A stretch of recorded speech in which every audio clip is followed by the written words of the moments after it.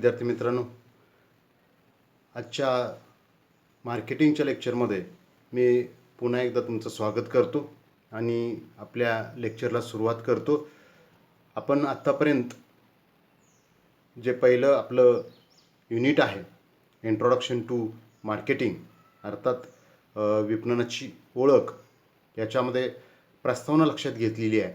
आणि तुम्हाला पटकन एक जे चार्ट एक किंवा आपण त्याला एक सूत्र म्हणू ते दिलेलं होतं, ते पटकन लक्षात आलं असेल तुमच्या. विक्रीपूर्व कार्य अधिक विक्री अधिक विक्रोत्तर सेवा बरोबर विपणन. म्हणजे आपणास हे लक्षात आलं असेल की विक्री हा भाग वेगळा आहे आणि विपणन हे त्याच्यापेक्षा खूप वेगळं आहे. आपण मार्केट म्हटलं की त्याला बाजारपेठ असं म्हणतो किंवा विपणी असं म्हणतो, पण मार्केटिंग ING ज्यावेळेला त्याला प्रत्यय लागतो त्यावेळेला त्याचा अर्थ पूर्णतः वेगळा होतो आणि तो असतो विपणन. तर त्या विपणनाचा अर्थ व व्याख्या आपण लक्षात घेतलेली आहे. टाउसली, क्लार्क आणि माल्कम मॅकनेअर यांच्या 2 व्याख्या आपण लक्षात घेतलेल्या आहेत, हे आपण ध्यानात घेतलं असेल. त्यानंतर विपणनाची वैशिष्ट्ये आपण लक्षात घेतली. विपणनाचा संबंध हा प्रत्येक या जगातल्या व्यक्तीशी असतो. प्रत्येक अगदी लहान बाळ जे असतं ते पासून अगदी मशानभूमीत शेवटच्या क्षणापर्यंत जाईपर्यंत प्रत्येक व्यक्ती हा विपणनाशी संबंधित असतो. आता हे विक्रीपूर्व कार्य, विक्रीतून विक्रोत्तर सेवा बरोबर विपणन, हे तुमच्या लक्षात आलं असेल. आपण जो हा विपणनाचा संपूर्ण अभ्यासक्रम किंवा संपूर्ण विषय ज्यावेळेला लक्षात घेतो त्यावेळेला त्याच्यामध्ये त्याचा सेंटर पॉईंट, केंद्रबिंदू हा ग्राहक असतो, हे आपण लक्षात घेतलं. आणि विपणनाचं काम काय आहे, विपणनाचा हेतू काय आहे, तर समाजासाठी राहणीमानाची निर्मिती करणं, जसं माल्कम मॅकनेअरची व्याख्येमध्ये आपण लक्षात घेतलं.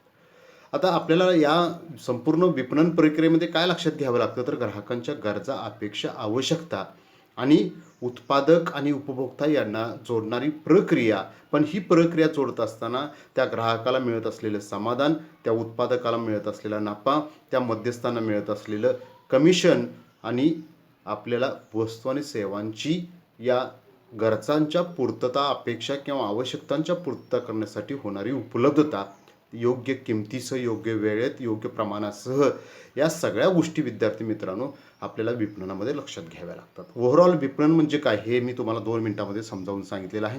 विपणनाचं स्वरूप काय आहे हे आपण लक्षात घेतलेलं आहे. मी तुझ्यात पुन्हा वेळ घालवत नाही. विपणनाला या आपल्या संपूर्ण आयुष्यामध्ये अनन्यसाधारण महत्त्व आहे, सर्व दृष्टिकोनातून महत्त्व आहे, हेही आपण लक्षात घेतलं. आणि त्यानंतर आपण विपणनाच्या संकल्पनेची उत्क्रांती, अर्थात पूर्वीच्या तासाला आपण पारंपरिक संकल्पना लक्षात घेतलेली आहे. त्यानंतर आज आपण आधुनिक संकल्पनेमध्ये जातो. आता आधुनिक संकल्पनेमध्येच ही विपणनाची संकल्पना आहे. पारंपरिक संकल्पनेमध्ये आपण विक्री संकल्पनेपर्यंत येऊन थांबलो होतो. म्हणजे पहिली जी संकल्पना होती, उत्पादन संकल्पना होती, म्हणजे त्यावेळेला वस्तूच अस्तित्वात नव्हत्या. आता मोबाईल कधीपासून आला बघा. मोबाईल ज्या नव्हता त्याच्या अगोदर मोबाईल ही वस्तू नव्हती, TV नव्हती, इंटरनेट नव्हतं. त्यावेळेला म्हणजे वस्तूच आपल्याला नव्हत्या. अगदी म्हणजे बऱ्याचशा गोष्टी ह्या आपण अगदी श्रमाच्या साहाय्यानं, मानवी श्रमाच्या साहाय्यानं करत होतो. त्यानंतर वस्तू मॅन्युफॅक्चरिंग हा भाग 1800 साधारणतः 26 नंतरच्या वगैरे काळामध्ये निर्माण होत गेला. आणि त्यानंतर ही जी आपली संकल्पना आहे विपणनाची, आधुनिक संकल्पनेमध्ये आपण लक्षात घेतो. विपणनाच्या संकल्पनेमध्ये, आधुनिक संकल्पनेमध्ये विपणन संकल्पना आहे, हे विद्यार्थी मित्रांनो लक्षात घेतलं पाहिजे. परीक्षेमध्ये विपणनाच्या पारंपरिक संकल्पना विचारल्या जातील वेगळ्या, विपणनाच्या आधुनिक संकल्पना लक्षात घेतल्या, आणि फक्त विपणन संकल्पना म्हटलं तर हे आपल्याला लक्षात घ्यायला पाहिजे. या विपणन संकल्पनेमध्ये आता मी थोडक्यात तुम्हाला व्यक्त केलं तेच आहे. ह्याच्यामध्ये काय आहे, बाजारपेठ आहे मूळ. आपल्याला विक्रीपूर्व कार्यामध्ये काय लक्षात घ्यावं लागतं, तर या 2-3 गोष्टी लक्षात घ्याव्या लागतात. बाजारपेठ, त्या वस्तू आणि सेवेला असणारी बाजारपेठ, त्या बाजारपेठेमधले मध्यस्थ असतील, त्या बाजारपेठेमध्ये ग्राहक असतील, त्या बाजारपेठेमध्ये विक्रेते असतील, त्या बाजारपेठेमध्ये स्पर्धक असतील, हे सर्व आपल्याला लक्षात घ्यावे लागेल. त्या बाजारपेठेचं वेगवेगळ्या प्रकारचं स्वरूप लक्षात घ्यावे लागेल, त्याची तीव्रता लक्षात घ्यावी लागेल, त्याचं जे काही त्याचे डेप्थनेस आहे, सखोलता आहे, ती लक्षात घ्यावी लागेल. त्याच्यामध्ये किंमत असेल किंवा त्याचा पुरवठ्याचा असेल, मागणीचा असेल, हे सर्व गोष्टी लक्षात घ्याव्या. ग्राहकांच्या गरजा, आता अन्न वस्त्र निवारा ह्या प्राथमिक गरजा आहेत. आपण अब्राहम मास्लोंचा मॅनेजमेंटमध्ये सिद्धांत शिकतो, त्याच्यामध्ये 5 त्यांनी गरजांचं वर्गीकरण केलेलं आहे. आता 5 गटामध्ये गरजांचं वर्गीकरण केलेलं आहे. अगदी आत्मसन्मानाची शेवटची गरज आहे, सुरक्षिततेच्या गरजा आहेत, प्रतिष्ठेच्या गरजा आहेत, शारीरिक गरजा आहेत. ह्या सगळ्या गरजा लक्षात. आता एक गरज पूर्ण केल्यानंतर दुसरी गरज निर्माण होते असं नाही. ॲट ए टाईम भरपूर गरजा निर्माण होऊ शकतात आणि वारंवार होतात निर्माण. हे एक गरज संपली असं होत नाही, बरोबर आहे. म्हणजे आपल्याला दररोज सकाळी संध्याकाळी जेवायला लागतं, मध्ये नाश्ता लागतो, संध्याकाळी 4 वाजता चहा लागतो वगैरे वगैरे. ह्या गरजा आहेत. अपेक्षा वेगळ्या, गरजा वेगळ्या, आवश्यकता वेगळ्या, आवड निवड ह्या सगळ्या गोष्टी, पसंती सगळं वेगळं. आता ह्याच्यामध्ये ग्राहकाच्या वर्तणुकीचा आपल्याला अभ्यास करावा लागतो. ग्राहकाला आर्थिक परिस्थिती काय आहे, त्याची मानसिकता काय, त्याचं सामाजिक स्थान काय हे लक्षात घ्यावं लागतं. आणि त्या ग्राहकाच्या समाधानातून उत्पादकाला आणि विक्रेत्याला नफ्याची प्राप्ती करावी लागते. म्हणजे विद्यार्थी मित्रांनो लक्षात घ्या, विक्री म्हटलं की फक्त विक्रेत्याचा संबंध येतो, त्या ठिकाणी ग्राहकाला स्थान नाही. पण विपणन म्हटल्यानंतर बाजारपेठ आलं, ग्राहक आलं, उत्पादक आला, विक्रेता आला, मध्यस्थ आला, किंमत आली, सेवा आली, किंवा त्याचा पुरवठा कसा होणार ते आलं, त्या वस्तूचं प्रमाण आलं, त्या वस्तूचा दर्जा आला, एव्हरीथिंग, प्रत्येक गोष्ट याच्यामध्ये चालत. साधारणतः ही संकल्पना 1950 नंतर सुरू झालेली आहे. आज ही संकल्पना आपण पाहतोय की खूपच प्रसिद्ध आहे. अगदी ऑनलाईन मार्केटिंगपर्यंत तो भाग जाऊन पोहोचलेला आहे. ॲमेझॉन सारखी एखादी संस्था निर्माण होते आणि ती जगातली सर्वात मोठी आणि एक नंबरची टॉपची कंपनी बनते. हे केवळ मार्केटिंगच्या आणि ऑनलाईन मार्केटिंगच्या माध्यमातून हे साध्य होऊ शकते, लक्षात घ्या. आता ह्या मार्केटिंगला विक्रीपेक्षा मार्केटिंगची जी संकल्पना आहे, म्हणजे विक्रीपूर्व कार्य, विक्री आणि विक्रेतर सेवा हे जे लक्षात घेतो आपण, ग्राहकाचं समाधान हे जे आपण लक्षात घेतो, उत्पादक आणि विक्रेत्याचा नफा त्याच्यात लक्षात घेतो, बाजारपेठेची भिन्नता आपण लक्षात घेतो, स्पर्धक लक्षात घेतो, प्रत्येक गोष्ट ज्या वेळेला लक्षात घेतो त्यामुळं त्याला सार्वत्रिक मान्यता आहे हे आपल्याला लक्षात घ्यावं लागेल. हे विपणन काय सांगतं, तर विपणन एक व्यवसाय करण्याचं एक नवीन तत्वज्ञान सांगतं. कशा स्वरूपाचं तत्वज्ञान आहे, तर तुम्ही ग्राहकाचं समाधान करा, ग्राहकांच्या गरजांचं समाधान करा, ग्राहकांच्या गरजांची पूर्तता करा, त्याच्या आवश्यकता लक्षात घ्या. त्याला एखादी आवश्यकता पूर्ण करणारी वस्तू माहीत नसेल, सेवा माहीत नसेल, तर ती त्याला माहीत करून द्या. हाऊ टू यूज प्रोडक्ट, एखाद्या वस्तूचा वापर कसा करायचा हे त्याला समजावून सांगा. ग्राहक हा केंद्रबिंदू आहे. विपणनामध्ये ग्राहक केंद्रबिंदू आहे. उत्पादक नाही, विक्रेता नाही, मध्यस्थ नाही, स्पर्धक नाही, वस्तू नाही, तर ग्राहक. तुम्ही वस्तू तयार करायची आणि ती ग्राहकाला विकायची, हा पूर्वीचा ट्रेंड होता, राहिलेला नाही. आज ग्राहकाला कशी वस्तू पाहिजे, कोणत्या दर्जाची पाहिजे, कोणत्या किमतीत पाहिजे, कोणत्या साईजमध्ये पाहिजे, कोणत्या प्रमाणात पाहिजे, कोणत्या वेळेत पाहिजे, त्याप्रमाणे त्याला तुम्ही वस्तू उपलब्ध करून द्यायची आहे. ग्राहकाचं समाधान हे आपल्या विपणनाचा मुख्य आधार आहे, म्हणून याला आधुनिक संकल्पना आहे. आणि ग्राहकाचं समाधान हा मुद्दा शेवटपर्यंत या विपणन संकल्पनेमध्ये अपेक्षित आहे. आता या विपणन संकल्पनेचे 4 घटक सांगितले, खूप महत्त्वाचे घटक आहेत. या विपणन संकल्पनेमध्ये काय केलं जातं, तर लक्ष्य बाजारपेठ. जग इतकं मोठं आहे, 750 कोटी लोकसंख्या आहे. एखादी कंपनी या 750 कोटी लोकांच्या ग्राहकांच्या गरजांचं समाधान करू शकतं का? नाही, ते शक्य नाही. तर मग एक तुम्ही टार्गेटेड मार्केट फाइंड आउट करा. टार्गेटेड मार्केट म्हणजे फक्त भौगोलिक क्षेत्रानुसार नव्हे, म्हणजे Sangli market, Kolhapur market, Pune market असं नव्हे. म्हणजे स्त्रियांना लागणारं मार्केट, स्त्रियांना लागणाऱ्या वस्तू त्याचं मार्केट, पुरुषांना लागणाऱ्या वस्तू, लहान मुलांना लागणाऱ्या वस्तू. जॉन्सन अँड जॉन्सन कंपनी काय करते, वृद्धांना वस्तू विकते का, वृद्धांसाठी आवश्यक असणाऱ्या वस्तू विकते का? नाही, तर लहान मुलांना, बेबी. म्हणजे त्यांचं टार्गेट मार्केट काय असेल, तर बेबी प्रोडक्ट. लक्षात येते का? बघा, तुम्हाला पुस्तकं लागतात विद्यार्थ्यांना, तर विद्यार्थी हे मार्केट काय असेल तर त्यांना पुस्तकं आवश्यक असतात, पिरियडिकल्स आवश्यक असतात, त्यांना स्टेशनरी आवश्यक असते. हे तुमचं मार्केट झालं. लक्षात आलं का? युवकांचं वेगळं,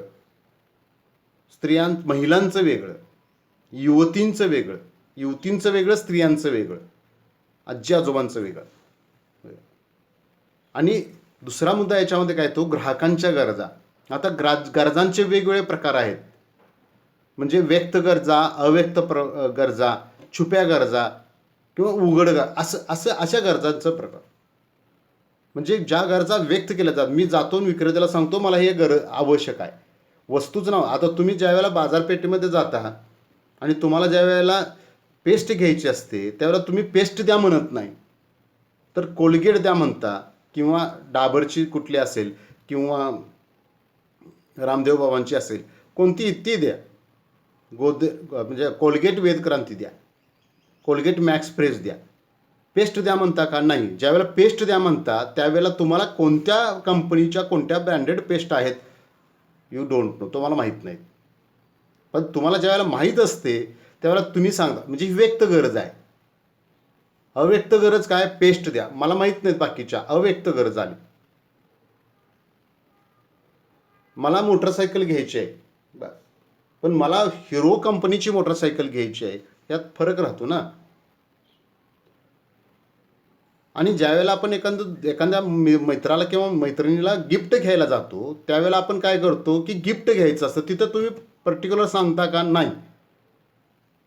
तर ती छुपी गरज झाली, लक्षात घ्या तुम्हाला. आणि तो विक्रेत्यानं कधीही मोठी चूक करू नये की कोणाला द्यायचं हे विचारू नये,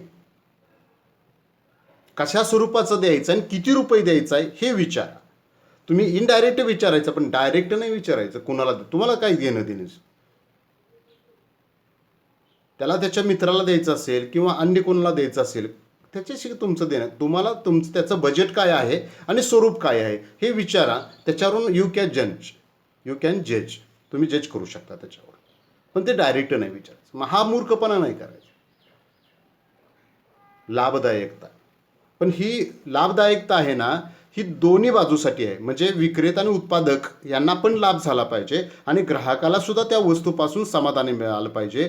आणि उत्पादक आणि विक्रेत्याला त्यांनी जी गुंतवणूक केलेली आहे आर्थिक स्वरूपामध्ये ती रिटर्न मिळाली पाहिजे विथ प्रॉफिट. ह्याला लाभदायकता म्हटलेलं आहे. म्हणजे उत्पादक असेल, मधले मेडिटर असेल, कस्टमर असेल, या सगळ्यांना एखाद्याचं नुकसान करून दुसऱ्याचा फायदा, हे आपल्या विपणन संकल्पनेमध्ये अभिप्रेत नाही. आणि केंद्रित विपणन म्हणजे काय? तर हे विपणन आहे हे ग्राहकाशी संबंधित आहे, त्याच्याशी निगडीत आहे. डिपेंड ऑन कस्टमरवरती ते अवलंबून आहे. आणि ग्राहक हा विपणन संकल्पनेचा केंद्रबिंदू आहे. आपण ज्या वेळेला त्यावेळेला म्हणतो त्यावेळेला विपणनाचं सेंटर पॉईंट काय आहे तर ग्राहक. मग त्याच्या आवश्यकतेपासून ते त्याच्या समाधानापर्यंत मध्ये भरपूर गोष्टी येतात. त्याचे आर्थिक, मानसिक, सामाजिक, राजकीय जी काही परिस्थिती असते ती परिस्थिती विद्यार्थी मित्रांनो लक्षात घ्यावी. तर आपण ह्या विपणन संकल्पनेमध्ये आपण हे 4 महत्त्वाचे घटक लक्षात घेतो आणि त्या सगळ्या 4 घटकांचं मिळून या ठिकाणी जी महत्त्वाची विपणन संकल्पना आहे ती आपण लक्षात घेतो. अर्थात आपण संपूर्ण मार्केटिंगचाच अभ्यास करतोय, त्यामुळं विपणन संकल्पना किती महत्त्वाची आहे आणि विपणन संकल्पनेमध्ये काय येतं, मार्केटिंग मिक्स येतं, 4 P's ऑफ मार्केटिंग ज्याला आपण म्हणतो ते याच्यामध्ये येतं, हे आपल्या लक्षात घ्यायला पाहिजे. त्यानंतर याच्या आधुनिक संकल्पनेमध्ये आता पुढे ज्या गोष्टी गेलेल्या आहेत ते या ठिकाणी मांडण्याचा प्रयत्न केलेला आहे. त्याला सर्वव्यापी विपणन असं म्हणतात. इंग्रजीमध्ये त्याला होलिस्टिक मार्केटिंग असं म्हणतात. सर्वव्यापी म्हणजे हे विपणन सर्व गोष्टीला व्यापलेलं आहे. मी मगापासून तुम्हाला हे गोष्ट सांगण्याचा प्रयत्नच करतो. आणि याच्यामध्ये अंतर्गत विपणनामध्ये काय बघा, कर्मचारी समाधान. आता मगाशी मी म्हटलं उत्पादक, विक्रेता मधले मेडिटर आले आणि ग्राहक आला, हे सगळे आले. पण उत्पादक ज्या वेळेला उत्पादन करत असतो वस्तूचं, त्यावेळेला त्याच्या ठिकाणी कामगार जे असतात, कर्मचारी असतात, त्यांचा रोल महत्त्वाचा असतो.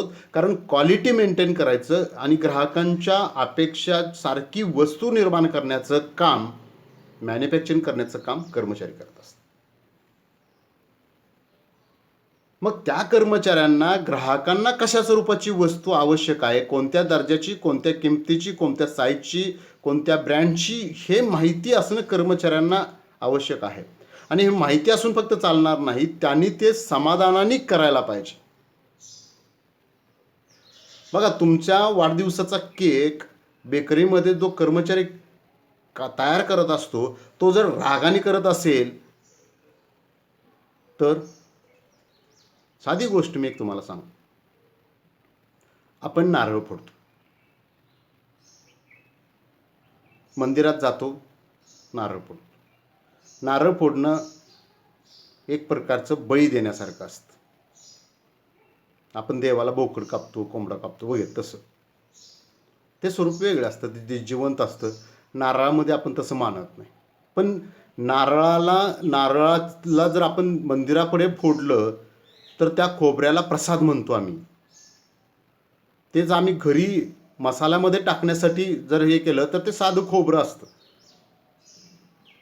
पण तोच जर नारळ एखाद्या दुःखाच्या ठिकाणी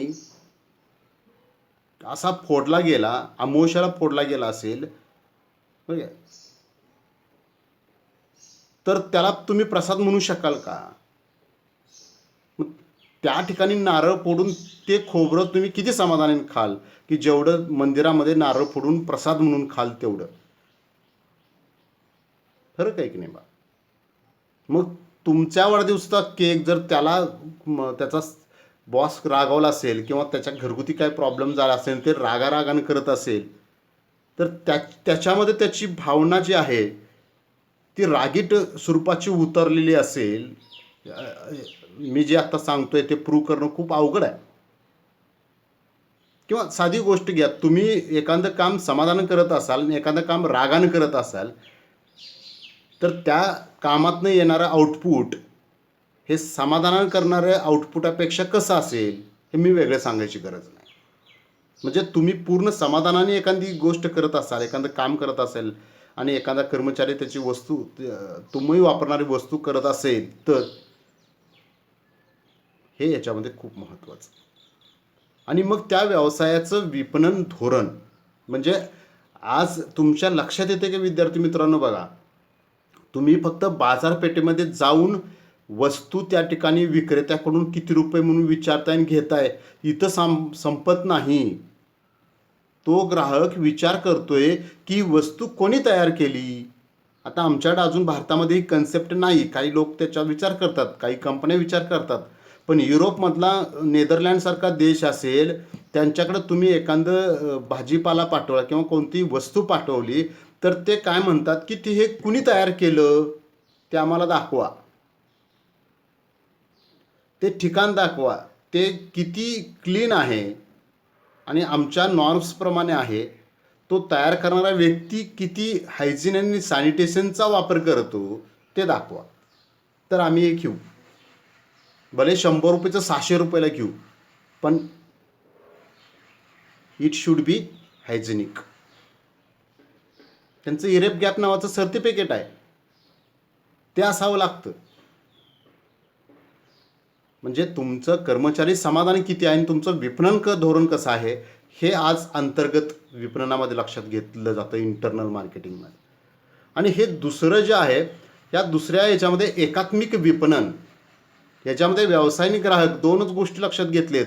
पण त्याच्यामध्ये काय आहे तर व्यवसाय काय विचार करतोय तर समाधान, ग्राहकाला समाधान किती मिळतंय, त्या वस्तूचा दर्जा कसा आहे, आणि हे आम्ही दर्जा आणि समाधान देत असताना आम्हाला त्याच्यातून किती नफा प्राप्त होतोय हे या ठिकाणी महत्त्वाचं आहे. म्हणजे व्यवसायाला काय द्यावं लागतंय ग्राहकाला तर समाधान द्यावं लागतंय, दर्जा द्यावा लागतोय, योग्य किंमत द्यावी लागते. मग ग्राहक काय देतोय, बघा खालचा बाण दाखवतोय, ग्राहक काय देतोय तर त्या वस्तूची योग्य किंमत देतोय आणि त्या व्यवसायाला त्या किमतीत नफा सुद्धा देतोय. बाकीचं काही देत नाही. पण व्यवसाय किती देतंय त्यातला समाधान देते. मग समाधान कधी होईल? त्याच्या गरजांची संपूर्णता ज्यावेळेला पूर्तता होईल त्यावेळेला. तो जर क्वालिटी मागत असेल तर क्वालिटी, तो रिॲलिबिलिटी मानत असेल, ड्युरेबिलिटी मानत असेल तर त्या पद्धतीने, ब्रँडेड मागत असेल ब्रँडेड, क्वालिटी चालेल, किंमत किंमत जादा नाही कमी नाही. योग्य शब्द खूप महत्त्वाचा आहे विद्यार्थी मित्रांनो. तुम्हाला समजलं पाहिजे आपल्या आयुष्यामध्ये योग्य ही गोष्ट खूप महत्त्वाची आहे. हे एकात्मिक विपणन आहे. आणि सर्वव्यापीमध्ये तिसरा मुद्दा आहे तो संबंध विपणन, रिलेशनशिप मार्केटिंग. बघा मार्केटिंगचे कन्सेप्ट कुठं पुढे गेलेत. आज मार्केटिंगच्या पाठीमागं कुठलाही शब्द वापरला जातो, एकात्मिक वापरला जातो, बघा संबंध वापरला जातो. काय आहे संबंधामध्ये? बघा व्यवसाय आणि ग्राहक इथं आणलेत आपण, वर बघितलं एकात्मिकमध्ये व्यवसाय आणि ग्राहक. पण त्याच्या पुढे तिसरी काय त्याला? कायमचे ग्राहक. संबंधामध्ये रिलेशनशिप मार्केटिंगमध्ये तुम्हाला काय करायचं? CRM आहे, कस्टमर रिलेशनशिप मॅनेजमेंट. याच्यामध्ये उच्च ग्राहक मूल्य, व्यवसायाने त्या ग्राहकाचं कायमच्या ग्राहकामध्ये रूपांतर करण्यासाठी काय करायचं आहे? म्हणजे it can provide high customer value. त्या कायमचा ग्राहक तुमचा कधी होईल? तर तुम्ही त्याच्या गरजाच्या जाणीव आणि पूर्ततेच्या माध्यमातून दीर्घकालीन संबंध ज्या वेळेला इस्टॅब्लिश कराल त्यावेळेला ग्राहकाचं कन्व्हर्जन हे परमनंट कस्टमरमध्ये, कायमच्या ग्राहकामध्ये होईल. त्यानंतर विद्यार्थी मित्रांनो, चौथा जो मुद्दा ह्याच्यामध्ये येतो तो त्याच्याही पुढं खूप महत्त्वाचा आहे आणि आत्ताचा अतिशय लेटेस्ट आहे तो सोशल मार्केटिंग, सामाजिक विपणन. या सामाजिक विपणनामध्ये काय येते? टॉपला त्रिकोण घेतले, टॉपला आहे समाज आणि त्याच्यामधून आपल्याला काय अपेक्षित आहे? कंसामध्ये मानवी कल्याण. आज आपल्याकडे कोरोनाची परिस्थिती आहे, पण कोरोना आला म्हणून तुम्हाला कशाही स्वरूपाचं औषध दिलं आणि त्याचे साईड इफेक्ट झाले आणि साईड इफेक्टमुळं जर तो व्यक्ती जर मृत्युमुखी पडला तर कोरोना झाला म्हणून तुम्ही त्याला चुकीचं औषध दिलं आणि ते एवढ्या मोठा जागतिक मोठा प्रश्न निर्माण झाला, समस्या निर्माण झाल्या म्हणून पटकन काहीतरी लस काढली आणि ती सगळ्यांना वाटली, असं झालं का? नाही. त्याच्यासाठी 3-4 पद्धतीच्या स्टेजवरती आपल्याला ते जे काय औषध आहे, लस आहे, व्हॅक्यूम ज्याला म्हणतो आपण त्याला, ती टेस्ट केली जाते. आधी इतर प्राण्यावरती टेस्ट केली जाते आणि मग मानवावरती त्याचा उपयोग केला जातो. एखाद्या मार्केटिंगमध्ये तुम्ही वस्तू तयार करताय आणि ती विकताय त्यावेळेला तुम्ही त्यातून मानवाचं कल्याण झालं पाहिजे, समाजाचं कल्याण झालं पाहिजे, हे महत्त्वाचं. तुम्हाला त्यातनं प्रॉफिट मिळाला म्हणजे विषय संपला आणि ग्राहकाला ती वस्तू पोचली म्हणजे विषय संपला असं नाही. सोशल मार्केटिंग आज लक्षात घ्यावं लागतं. तुम्ही जी वस्तू विकले त्याच्यापासून त्या मानवाला कोणत्याही प्रकारचा अपाय झाला नाही पाहिजे, कोणत्याही प्रकारचं प्रदूषण झालं नाही पाहिजे, हे त्याच्यामध्ये टॉपला घेतलेलं आहे. टॉपला काय महत्त्वाचं आहे? तर मानवी कल्याण महत्त्वाचं आहे. आणि मग ते खालचे 2 मुद्दे आहेत ते आपण बघतोयच. तर त्या खालच्या 2 मुद्द्यामध्ये आज तिसरा मुद्दा वाढलेला आहे, म्हणजे ग्राहकाचं समाधान हे आहेच, ग्राहकाचं व्यवसायाला नफा हे आहेच, पण आज लक्षात काय घ्यायला पाहिजे? ग्राहकाला समाधान देत असताना आणि व्यवसायाला नफा मिळत असताना मानवाचं, समाजाचं कल्याण झालं पाहिजे. दारू विकली जाते, व्यवसायाला नफा मिळतो, ग्राहकाला तत्काळ समाधान मिळतं, दारू पेलेच समाधान मिळतं. तुम्ही एक गोष्ट ऑब्झर्व, मला अनुभव नाही, मी काही ठिकाणी पाहिलं किंवा ऐकलं म्हणून सांगतो. ज्यावेळेला दारू पित मनुष्य असतो ना त्यावेळेला डोळे झाकलेले असतात, विशेषतः देशी दारू जे पितात. कारण मला माहीत नाही पण ते मे बी कडवट असतं म्हणे. मीठ वगैरे घालतात वगैरे असं. तुम्ही ट्राय करू नका कधी, पिणाराला विचार, किंवा तिथं आपण अभ्यासासाठी म्हणून तुम्ही बघू शकता. मी उदाहरण सांगतोय म्हणून त्याचं हे, पण पिताना सुद्धा वाईट वाटते आणि पेल्यानंतर जग माझ्या मालकीचं आहे अशी भावना निर्माण होते. पण नॉर्मल व्यक्तीच्या अगोदर आपल्याला हे जग लवकर सोडावं लागतं किडनॅप फेल झाल्यामुळं. मग हे मानवी कल्याणाचं आहे का? कसं आहे पहा, दोन गोष्टीचं मी सांग. उद्यापासून मी व्यायाम सुरू करतो आणि उद्यापासून मी दारू सोडतो. दोन गोष्टी. उद्या हा काही उजळत नाही. आज व्यायाम होत नाही, उद्या सुरू करणार असतो. आज दारू पितो, उद्या सोडणार असतो. उद्या काही उजळत नाही. मानवी कल्याण विद्यार्थी मित्रांनो याच्यामध्ये खूप महत्त्वाचं आहे. ते टॉपला आहे. ग्राहकाला समाधान दिलं आणि व्यवसायाला नफा मिळाला म्हणजे विपणनाचं काम झालं हे आजच्या घडीला म्हणता येणार नाही.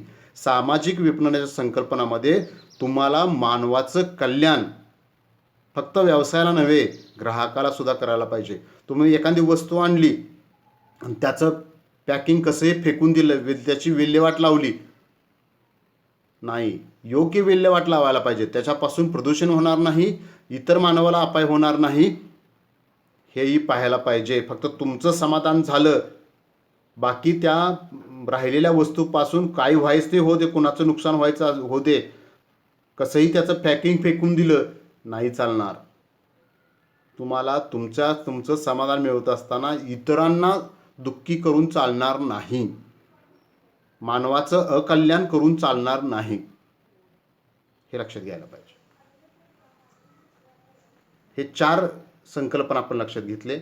आजच्या तासाला विद्यार्थी मित्रांनो, आपण हे ज्या काही विपणनाच्या आधुनिक संकल्पना आहेत त्याच्यामध्ये विपणन संकल्पना स्वतंत्र घेतली आणि सर्वव्यापी संकल्पना ज्या आहेत त्याच्यामध्ये आपण इंटरनल 4 अंतर्गत विपणन वगैरे, संबंध विपणन, एकात्मिक विपणन आणि विपणन, ह्या 4 संकल्पना आपण विद्यार्थी मित्रांनो लक्षात घेतल्या. तुम्ही आजचं लेक्चर माझं शांतपणे लक्षात घेतलं, जे काही याच्यामधले पॉईंट्स आहेत ते तुम्ही काढून घेतले असतील. तर या ठिकाणी आपण थांबवतो. धन्यवाद. उद्याच्या लेक्चरला आपण पुन्हा भेटू.